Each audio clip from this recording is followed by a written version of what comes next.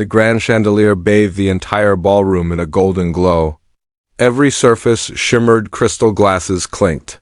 Expensive perfume lingered in the air, and voices echoed with laughter and status.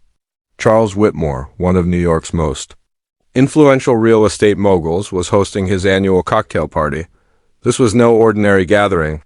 This was where deals were sealed with a glance, where fortunes were whispered into existence over a glass of champagne, and where being seen meant you belonged.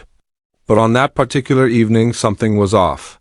Asterisk, the pianist, a renowned European performer Charles had flown in specifically for the night, had cancelled last minute due to a family emergency. The Steinway grand piano sat untouched in the corner of the room, gleaming like a monument to silence. Charles paced behind the curtains, annoyed, checking his watch every few seconds. Music was supposed to be the soul of the evening. It wasn't just background sound, it was class. Without it, the night felt incomplete. Asterisk, his eyes fell on her. Dolores, the housemaid. She had been working in his mansion for nearly 7 years. Quiet, respectful, never late, never intrusive. She was dusting the edge of the piano earlier that maybe that's what triggered the idea? Or maybe it was the wine. Or maybe it was boredom disguised as arrogance. Whatever it was, Charles chuckled and called her over. Asterisk, Dolores, he said, swirling his drink. You ever play the piano? Asterisk, she paused, unsure how to respond. There were guests everywhere. Eyes that didn't usually acknowledge her presence suddenly glanced her way, amused. She nodded slowly. Yes, sir, a long time ago. Asterisk, Charles grinned. Perfect. Why don't you give us a little something? Just for fun, asterisk. There were chuckles around the room. Some were mocking, some were curious. Dolores looked at the guests, then back at the piano. Her hands trembled slightly, not from fear, but from the sheer weight of what was being asked. She hadn't touched a piano in over 20 years, not since Mississippi. Not since the accident. But she didn't say any of that. She simply nodded and walked toward the Steinway. Asterisk, her plain black maid's uniform looked almost out of place as she sat down.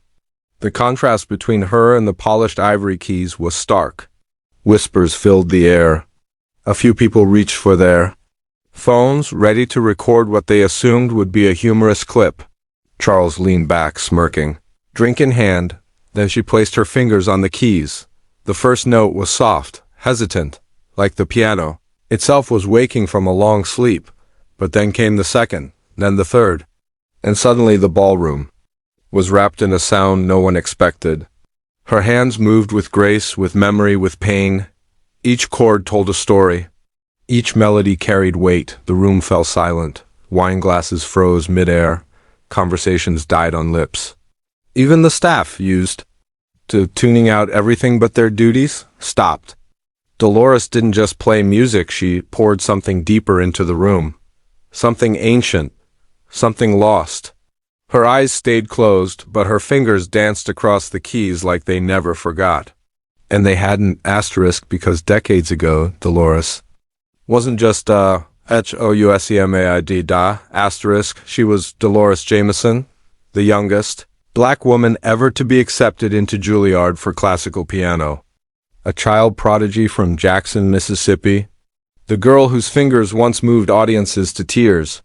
The girl who was meant for concert halls, not cleaning ones. But life, cruel as it can be, had taken a turn. A car crash on her way to her first major performance left her with broken fingers and a shattered spirit. Her father died that. The music inside her dimmed. She left the spotlight, left everything.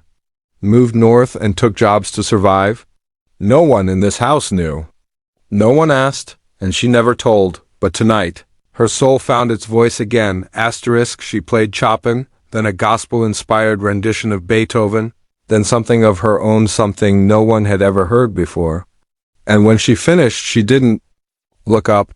She just gently closed the lid of the piano, stood, and walked away. Asterisk, for a full minute. No one moved, then someone began to clap. Then another, asterisk, until the entire room was on its feet, applauding a woman they'd never truly seen before. Some had tears in their eyes. Charles stood frozen, his smirk replaced by something closer to awe and shame. He didn't say a word. He couldn't. Later that night, as the guests filtered out into the New York streets buzzing with disbelief, one elderly woman, a renowned arts critic who'd barely spoken all night, whispered to her assistant, "That was the most honest performance I've ever witnessed." The next morning, the video was everywhere. A maid in a simple uniform performing a masterpiece in a mansion full of millionaires. It went viral not because of how well she played, but because of how she made people feel. The contrast between judgment and genius, between status and soul. Reporters came knocking. Music agents reached out. But Dolores didn't want fame. She didn't want money. She just wanted to play again, quietly on her terms, and so she did. Charles, deeply embarrassed, offered to sponsor her return to the music world, but she declined. "I'm not doing it for anyone anymore," she said softly. "This time, it's just for me." Weeks later, she was invited to perform at a charity gala for underprivileged kids. She accepted not for the spotlight, but to show a room full of children that sometimes, even when the world forgets you, your gift doesn't. It waits. It heals, and it returns, because sometimes the most beautiful music isn't the one that follows the notes perfectly. It's the one that carries the weight of everything you've survived. And on that unforgettable night, Millionaire's joke turned into a revelation. Because when Dolores Jameson sat at that piano, she didn't just play, she reminded everyone in that room some truths are louder than wealth. Some talents never die. And sometimes the quietest person in the room is the one with the loudest story.